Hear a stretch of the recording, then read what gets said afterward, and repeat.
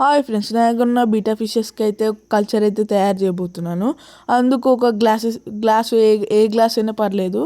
ఒక గ్లాస్లో అయితే వాటర్ ఫిల్ చేసుకోవాలి. ఇంకా వాటర్ అయితే ఫిల్ చేసుకోవాలి. ఫిల్ చేసుకున్నాక మన దగ్గర ఉన్న డ్రై ఈస్ట్ అయితే అందులో వేసుకోవాలి. ఇప్పుడైతే వేసుకుంటున్నాను, అదైతే చూపిస్తున్నాను చూడండి. ఇదైతే మీకు ఎక్కడైనా దొరుకుతుంది. ఇప్పుడైతే నేను గ్లాస్లో వేసుకుంటాను ఒక స్పూన్ తోటి.